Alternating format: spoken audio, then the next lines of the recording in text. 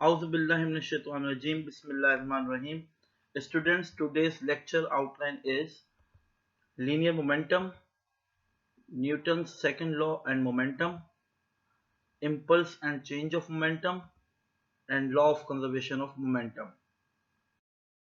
Now moving towards our first topic, which is linear momentum. According to the definition, if two objects of different masses have traveling with same velocities, the heavier will exert more force. यानी अगर दो bodies हैं जो कि same velocities के साथ travel कर रही हैं और दोनों आपस में आके कोलाइड होती हैं, तो हम देखेंगे जो हैवियर बॉडी है यानी जिसका मास ज्यादा है वो ज्यादा इफेक्ट या ज्यादा फोर्स अप्लाई करेगी सेकंड बॉडी के ऊपर या उस बॉडी के ऊपर जिससे जाके वो कोलाइड करेगी. This feature of material object was called quantity of motion by Newton.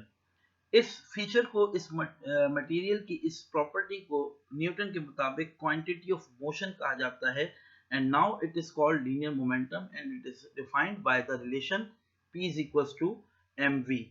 तो इस तरह की क्वांटिटी को मटेरियल को की क्वांटिटी को हम नाम देते हैं क्वांटिटी ऑफ मोशन या लीनियर मोमेंटम का, जो कि इस फॉर्मूले P is equals to mv से डिफाइन किया जाता है.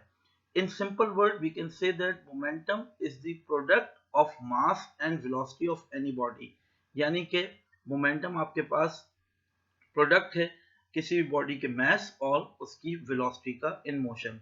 याद रखिएगा, कोई भी बॉडी अगर उसका कोई ना कोई मास है लेकिन अगर वो रेस्ट में है तो उसका मोमेंटम जीरो होगा, और अगर कोई बॉडी जिसका मास बहुत ही कम है या अप्रोक्सीमेटली इक्वल्स टू जीरो है और वो वेलोसिटी के साथ मूव कर रही है तब भी इसका मोमेंटम जीरो होगा. यानी कि मोमेंटम होने के लिए लाजमी तौर पर बॉडी का मास होना भी जरूरी है और बॉडी में कुछ ना कुछ वेलोसिटी होना भी जरूरी है. Linear momentum is a vector quantity. Its SI unit is kg meter per second and it is also expressed as Newton second. ये एक वेक्टर क्वांटिटी है, इसका यूनिट kg मीटर पर सेकंड या फिर न्यूटन सेकंड भी लिया जाता है. Now Newton's second law and linear momentum, change of momentum and second law of motion. यहाँ पे हम एक रिलेशन को ड्राइव करेंगे न्यूटन के सेकंड लॉ ऑफ मोशन और लीनियर मोमेंटम को, या हम ये कह सकते हैं कि चेंज इन मोमेंटम और न्यूटन का सेकंड लॉ ऑफ मोशन जो है जो कि F is equal to ma के बराबर है, उसमें क्या रिलेशन हो सकता है या इनमें क्या रिलेशन है.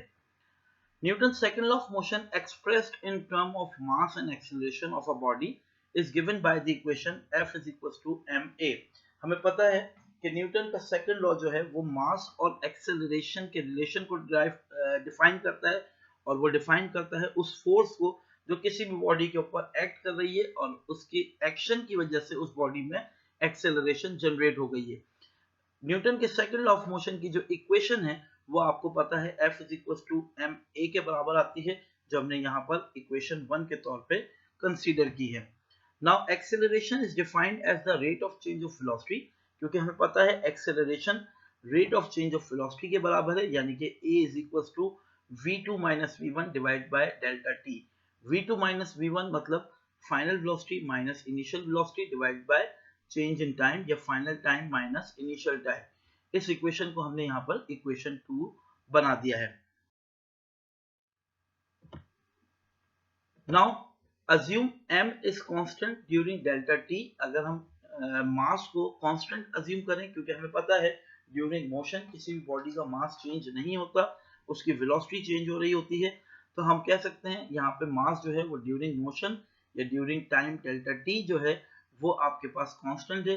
Therefore equation 1 becomes F is equals to m v2 minus v1 over delta t. यानी कि हमने सेकेंड लॉ ऑफ मोशन जो है उसको यहाँ पर पुट, इसमें a की वैल्यू को पुट किया है जो कि v2 माइनस v1 है, v2 minus v1 divide by delta t है. यहाँ पे हमने m की वैल्यू एज इट इज रहने दी. m को जब इस ब्रैकेट से मल्टीप्लाई किया तो हमारे पास वैल्यू आ गई mv2 minus mv1 divide by delta t. Now यहाँ से अगर हम वैल्यू को देखें तो ये आपके पास mv2 माइनस mv1 ये आपके पास बराबर हो जाएगी mv2 मतलब के फाइनल मोमेंटम माइनस mv1. इसका मतलब है के इनिशियल मोमेंटम, यानी कि final momentum minus initial momentum p2 minus p1 divided by delta t. Since mv is defined as the momentum p, we get f is equals to delta p over delta t, यानी कि अगर मैं p2 minus p1 को यहाँ पे in single term लिखूं तो वो आपके पास डेल्टा p के बराबर आ जाएगा, यानी कि change in momentum divide by change in time which is equals to force. So this equation shows that the rate of change of linear momentum equals to the force applied on that body, यानी जिस body के ऊपर force apply हो रही है, जिसकी वजह से उस बॉडी के अंदर एक्सेलरेशन जनरेट हो रही है, उस एक्सेलरेशन के लिहाज से जो उसका मोमेंटम चेंज होगा पर यूनिट टाइम, वो बेसिकली उस फोर्स के बराबर होगा जो उसके ऊपर अप्लाई की जा रही है. This is the original statement due to the second law of motion. ये आपके पास ओरिजिनल स्टेटमेंट है सेकंड लॉ ऑफ मोशन की with respect to change in momentum. Now moving towards next topic, which is impulse and change of momentum. The impulse J is the product of the force and the time period delta t during which the force acts. Impulse basically आपके पास force और time period की multiplication है किसी भी body के ऊपर जब force apply की जा रही होती है उस वक्त की. Impulse J is equals to F average, यानी कि average force multiplied by delta t. According to the second law of motion, F is equals to delta P over delta T. इससे पहले हमने ये रिलेशन ड्राइव किया है कि force आपके पास बराबर है change in momentum per unit time या rate of change of momentum, और यहाँ पे अगर हम डेल्टा T को इक्वल के इस तरफ लेके जाते हैं तो ये मल्टीप्लाई हो जाएगा, यानी कि F multiply by delta T is equal to delta P. So this equation shows that the impulse is equal to the change in momentum, या हम ये कह सकते हैं the rate of the change in momentum equals to the impulse. Therefore F delta V F multiplied by delta T is equals to delta P, which is equals to mvf minus mvi, और impulse equals to change in momentum. यानी कि इस equation को अगर हम in term of mathematically अगर इस equation को सॉल्व करें तो वो आपके पास आ जाएगा change in momentum is equals to impulse. The SI unit of impulse is Newton second, यानी कि इसका यूनिट, क्योंकि जो मोमेंटम का यूनिट है, क्योंकि चेंज इन मोमेंटम आपके पास एक मोमेंटम ही जनरेट करेगा, तो जो मोमेंटम का यूनिट है वही न्यूटन सेकंड इसी impulse का भी यूनिट हो जाएगा. For example, when a bat hits a cricket ball, the force certainly varies from instant to instant during collision. यानी कि इसकी एग्जांपल के तौर पे हम यहाँ पे बात करते हैं एक बैट्समैन की जो कि एक बॉल को हिट कर रहा है.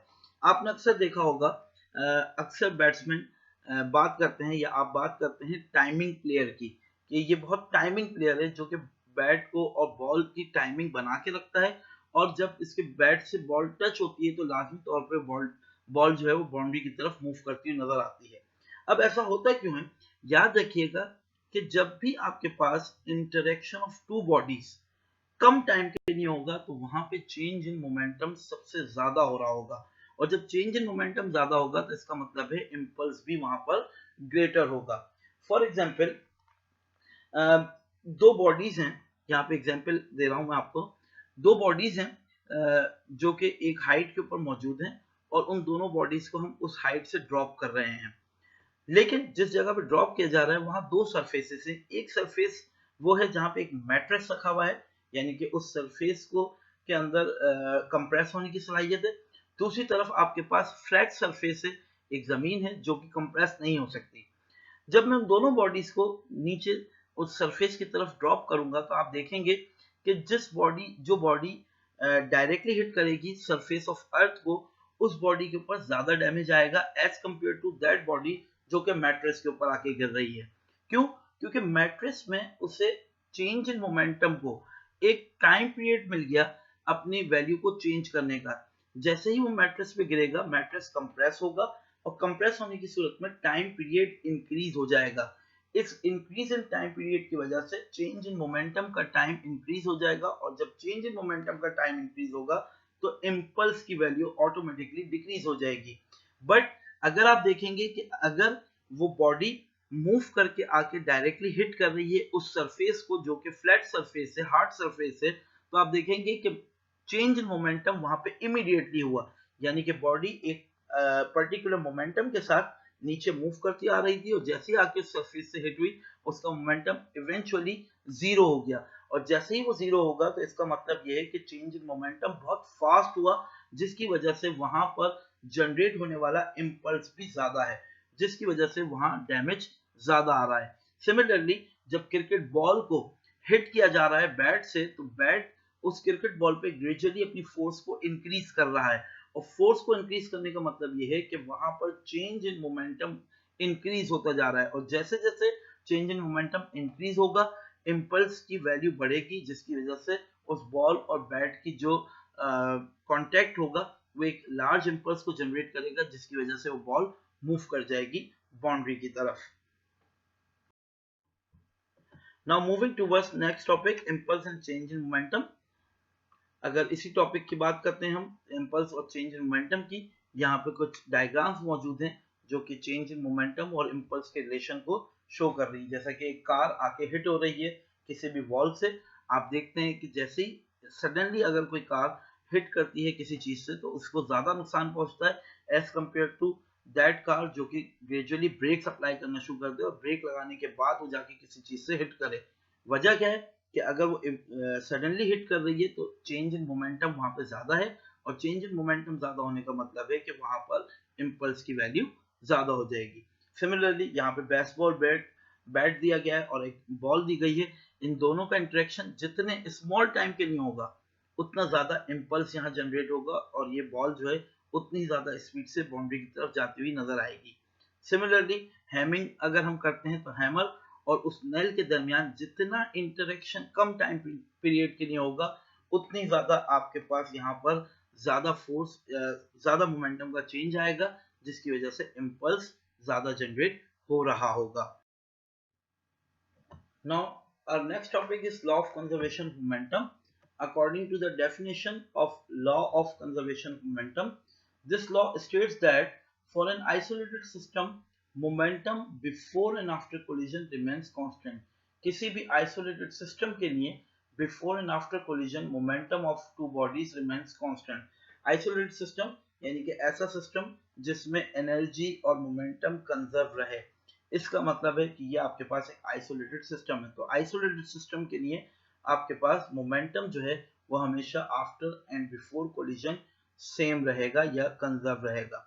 We write this equation in this form, P I is equal to P F और P I minus P F is equal to zero, यानी कि इनिशियल मोमेंटम और फाइनल मोमेंटम आपस में एक दूसरे के बराबर होंगे, और इनका जो चेंज आएगा यानी कि डेल्टा पी वो हमेशा जीरो के बराबर होगा, यानी कि इनका चेंज जो है वो कंजर्व है, वो चेंज नहीं आ रहा, वो यहाँ पे कांस्टेंट है।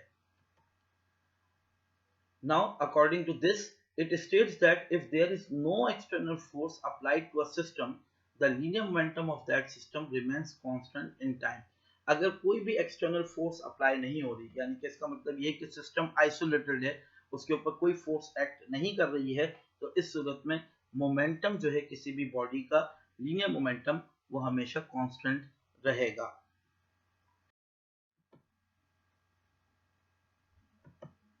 The concept of momentum is particularly important in situation in which we have two or more interacting bodies. यहाँ कुछ points हैं जो कि आपको अपने मेमोरी में सेव करना जरूरी है जब आप मोमेंटम की बात कर रहे होते हैं। The concept of momentum is particularly important in situation in which we have two or more interacting body. Momentum का concept particularly उसी जगह पर आप अप्लाई कर सकते हैं, यानी law of conservation of momentum, not only linear momentum. Law of conservation of momentum का मतलब है आप उसी जगह अप्लाई कर सकते हैं जब इंटरेक्शन हो रहा है दो या दो से ज्यादा बॉडीज के दरमियान। A material system consist of a body और a set of bodies whose consistents can interact with one another but no external agency exert a force on the system, then it is called isolated system। यानी हम कह सकते हैं कि जो materials हैं वो आपस में एक दूसरे में तो एनर्जी और फोर्स का इंटरेक्शन कर रहे हैं, लेकिन एक्सटर्नली उनके ऊपर किसी किस्म की फोर्स एक्ट नहीं कर रही है, इसी वजह से उसे आइसोलेटेड सिस्टम का नाम दिया जाता है। Truly isolated systems are not possible in the real physical world, but a set of objects whose internal mutual interaction is much greater than their interaction with other objects can be treated as isolated system. हमारे पास truly isolated system तो possible नहीं है, लेकिन बहुत से systems जिसमें interaction वो आपस में ही internally कर सकते हैं, ऐसे systems को हम isolated consider कर लेते हैं। यानी हम ये कह सकते हैं कि आइडियली तो हमारे पास आइसोलेटेड सिस्टम मौजूद नहीं है, लेकिन हम प्रैक्टिकली आइसोलेटेड सिस्टम को किसी तरह से कंसीडर कर लेते हैं, ताकि किसी जगह पर हम किसी ऐसे सिस्टम को ले लेते हैं जो कम से कम इंटरेक्ट कर रहा हो एक्सटर्नल एनर्जीज या एक्सटर्नल फोर्सेस के साथ। Now moving towards mathematical formula for the law of conservation of momentum or mathematical relation. For deriving mathematical relation, we consider this diagram. Suppose we have two bodies A and B. हमारे पास दो objects हैं A और B जिसके masses m1 और m2 given है, ठीक है। ये दोनों bodies with some velocity u1 and u2 एक दूसरे की तरफ मूव कर रही हैं, और मूव करने के बाद जैसे ही एक दूसरे से कोलाइड करती हैं, आफ्टर कोलिजन इन दोनों की डायरेक्शन ऑफ मूवमेंट चेंज हो जाती है, और ये v1 और v2 यानी आफ्टर कोलिजन ये वेलोसिटीज v1 और v2 के साथ इस डायरेक्शन के अंदर मूव करना शुरू कर देती हैं। सो इनका momentum before and after collision किस तरह से आएगा, क्या इसकी इक्वेशन होगी, नेक्स्ट स्लाइड में देखते हैं। Now before and after collision, the momentum will be written in that form: m1 u1 plus m2 u2 is equals to m1 v1 plus m2 v2, यानी कि momentum before collision equals to momentum of two bodies after collision, यानी कि law of conservation of momentum के मुताबिक in isolated system, क्योंकि वो दोनों bodies isolated bodies consider की हमने, तो in isolated system before and after collision momentum will be same.